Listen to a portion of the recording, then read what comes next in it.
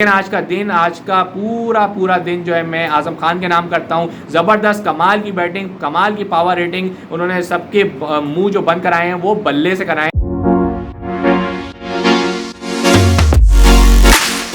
अस्सलाम वालेकुम जी, उम्मीद है आप सब खैरियत से होंगे, ठीक ठाक होंगे और अपना बेहतरीन ख्याल रख रहे होंगे। जी हाँ, इख्तिताम हो चुका है Islamabad United versus Quetta Gladiators के मैच का, और जो कि इस्लामाबाद यूनाइटेड ने 63 रन से इसमें कामयाबी हासिल की है और बिल्कुल आउट क्लास करके रख दिया है कोयटा ग्लैडिएटर्स को। टॉस पे बात करूंगा। टॉस जो है वो आज इस्लामाबाद यूनाइटेड ने रिवायत तोड़ते हुए, जैसे कि मैं अपनी वीडियोस में बात करता हूं कि जी क्यों नहीं टीमें जो है वो बैट फर्स्ट कर रही हैं टॉस जीत के, लेकिन आज शादाब खान ने बिल्कुल आउट ऑफ द बॉक्स जाके जो है वो आज डिसीजन लिया है और जिसमें उन्होंने बैटिंग फर्स्ट करने का फैसला किया है। लेकिन मेरे ख्याल में इसके पीछे कोई ना कोई लॉजिक है और वो लॉजिक यही है कि उन्होंने देखा कि अब इस मैदान पे जो है वो बैक टू बैक मैचेस हो रहे हैं हर पिच के ऊपर, तो 2-3 दफ़ा यूज़ हो चुकी है पिच, तो इसका मतलब यही होता है कि अब जो है बैट पे जो बॉल है वो शुरू में आएगा, बाद में लेटर इन द इनिंग्स नहीं आएगा, चाहे ड्यू गिर रही हो तो भी। तो मेरे ख्याल में वो इस चीज़ को भाप गए थे और उन्होंने बैटिंग फर्स्ट का फैसला किया, जो कि बिल्कुल दुरुस्त फैसला था, ताकि उन्होंने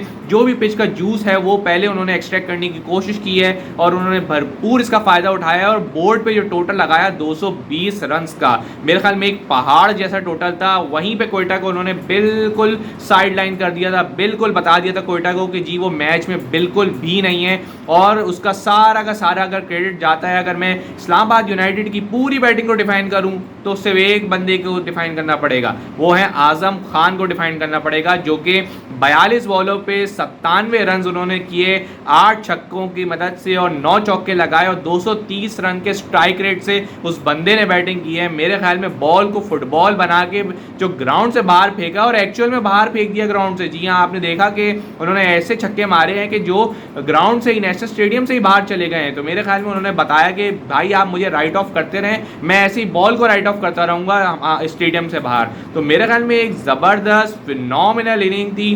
टॉस जीत के बैटिंग करना, उसके बाद अगर देखा जाए कि 71 रन पे 4 खिलाड़ी आउट थे इस्लामाबाद यूनाइटेड के, और काफ़ी प्रेशर में थी इस्लामाबाद यूनाइटेड, क्योंकि सरफराज अहमद की तरफ से जो है वो एक बेहतर कैप्टनसी नज़र आ रही थी। शुरू के हद तक लेके मिडिल ऑफ द इनिंग्स तक उन्होंने एक बेहतर कप्तानी की। इफ्तिखार अहमद को लगाया जब मंडरो खेल रहे थे, वहाँ पर उन्होंने विकेट निकालने की कोशिश की। फिर उसके बाद ये कि उन्होंने एक बेहतर कप्तानी की, हसनैन को सही जगह यूज़ किया था, नसीम को अच्छी जगह यूज़ किया, एमएल खान की आज डेब्यू उन्होंने कराया। मेरे ख्याल में वहाँ तक तो सब कुछ ठीक ठाक चल रहा था कोयटा के लिए। लेकिन मेरे ख्याल में जहाँ आसिफ अली और आजम खान की एंट्री हुई, मेरे ख्याल में वहाँ से आउट ऑफ द एंट्री हो गई कोयटा की ग्राउंड से, क्योंकि वहाँ से मैच बिल्कुल ख़त्म हो गया। बॉलर्स लाइन और लेंथ अपनी भूल चुके थे। आजम खान को जहाँ उन्होंने ब्लॉक होल में बॉलिंग करनी चाहिए थी, वहाँ पर उन्होंने सही ठीक ठाक पेस दिया। शॉर्ट बॉल भी की तो ऐसी शॉर्ट बॉल की जहाँ पे उनको पूरे बैट पे आ रही थी, ना वो ऊपर जा रही थी ना वो उसके लो बाउंस से आ रहा था, उनके बिल्कुल परफेक्ट हाइट पे आ रहा था और वो पुल पे पुल करे जा रहे थे। और मिड विकेट भी खेल रहे हैं, ऑफ साइड भी खेल रहे हैं, थर्ड मैन भी खेल रहे हैं, तो मेरे ख्याल में स्ट्रेट डाउन द ग्राउंड भी खेल रहे हैं। हर तरफ उन्होंने बैटिंग की है और ज़बरदस्त धुआंधार इनिंग्स खेली है, जिससे उन्होंने एक दफ़ा और रीइंस्टेट किया है कि जी हाँ, आप मुझे अपनी पाकिस्तान क्रिकेट टीम में मिडिल ऑर्डर बैट्समैन के तौर पे कंसीडर कर सकते हैं और भरपूर तरीके से कर सकते हैं, इसमें कोई दो राय मौजूद नहीं है। तो आज का जो दिन है वो आजम खान के नाम ही है, क्योंकि वो पूरे मैच के एंकर इनिंग्स उन्होंने अदा किए हैं। आसिफ अली ने अच्छी बैटिंग की, बड़े दिनों बाद आसिफ अली नज़र आए हैं मेरे ख्याल में कुछ खेलते हुए कि वो खेल भी सकते हैं, उन्होंने बताया है। जी हाँ, हैरान नहीं होइएगा कि आसिफ अली ने खेला है, मेरे ख्याल में अच्छी बात है, क्योंकि कभी कभार ही खेलते हैं, तो मेरे ख्याल में चांद कभी कभी निकलता है, निकल गया आज। तो पार्टनरशिप अच्छी लगाई है आजम खान के साथ आसिफ अली ने और ज़बरदस्त पार्टनरशिप बनाई है, 220 रन का टारगेट दिया। उसके बाद अगर मैं बात करूँ तो बैटिंग शुरू होती है कोयटा की। शुरू क्या हुई है, मेरे ख्याल में शुरू में 3 विकेटें गिर गई, उसके बाद मोहम्मद हफीज़ और सरफराज अहमद ने एक अच्छी पार्टनरशिप लगाई। वहाँ से कोयटा यकीनन मैच जीत नहीं सकता, जीत तो मेरे ख्याल में शायद सकता था या नहीं भी सकता था, लेकिन करीब बहुत पहुँच सकता था, क्योंकि वो अच्छे रन रेट को मेंटेन करते हुए जा रहे थे। जहाँ 10 का रन रेट चाहिए था वो 9 का मेंटेन करते हुए चले जा रहे थे। तो मेरे ख्याल में वहाँ एक गलती हुई। अगर कोयटा यकीनन शुरू में उनके ओपनर्स अच्छा खेलते तो मे बी ये पार्टनरशिप उनको और लॉन्ग ले जाती है और यकीनन मैच के करीब पहुँचते और इंटरेस्टिंग मैच बन सकता था, लेकिन मेरे ख्याल में उन्होंने इस चीज़ की बिल्कुल कोशिश नहीं की, हिम्मत हार गए। बस जो हिम्मत दिखाई, जो कोशिश दिखाई वो सरफराज अहमद ने दिखाई और मोहम्मद हफीज़ ने दिखाई। इसके अलावा मेरे ख्याल में इफ्तिखार अहमद की भी कोई अच्छी इनिंग नहीं थी आज की, तो मेरे ख्याल में और नीचे भी उनके टेलेंडर्स ही की तरह वो बैटिंग करते रहे सारे।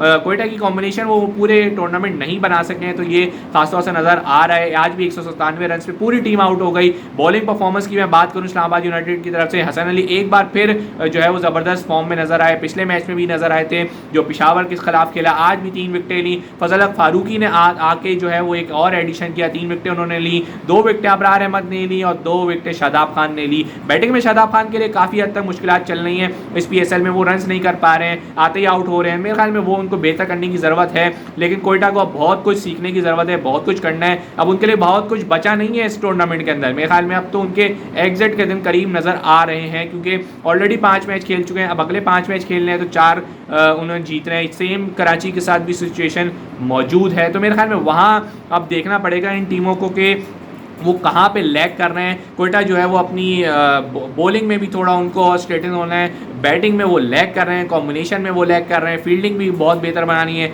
इस्लामाबाद यूनाइटेड जो है वो एक ज़बरदस्त पीक कर रही है, टूर्नामेंट जैसे आगे आगे बढ़ रहा है, तो मेरे ख्याल में इस्लामाबाद यूनाइटेड को यकीनन थोड़ी सी अपनी फील्ड पे भी मेहनत करनी है, बॉलिंग और थोड़ी बेहतर करनी है, लेकिन बैटिंग में वही वो पूरे पावर हाउस हैं, वो 1 से लेकर 11 तक बैटिंग ही बैटिंग है उनके पास, तो बैटिंग के लिए उनको परेशान होने की ज़रूरत बिल्कुल नहीं है। लेकिन मेरे ख्याल में एक ऑलराउंड अच्छी परफॉर्मेंस थी, बॉलिंग में भी थी, लेकिन आज का पूरा दिन जो है मैं आज़म खान के नाम करता हूँ। ज़बरदस्त कमाल की बैटिंग, कमाल की पावर रेटिंग, उन्होंने सबके मुँह जो बंद कराए हैं वो बल्ले से कराए हैं, और यही सबसे बेहतर जवाब होता है आपको देने के लिए। सामने वाले को जो भी आपने जवाब देना है अपने बल्ले से देना होता है, ना कि मुंह से देना होता है। तो मेरे ख्याल में एक ज़बरदस्त परफॉर्मेंस रही इस्लामाबाद यूनाइटेड की। कोयटा को बहुत कुछ सीखना है, और भी कराची के लिए बहुत कुछ सीखना है, पेशावर के लिए फिर भी बेहतर सूरत हाल है, मुल्तान के लिए बेहतर है, और भी दीगर टीमों के लिए बेहतर सूरत हाल मौजूद है, लेकिन ये कराची और कोयटा इन 2 टीमों को बहुत कुछ सीखने की ज़रूरत है। आज की वीडियो में इतना ही, हमने पूरा आपको एनालिसिस बयान किया। होपफुली आपको वीडियो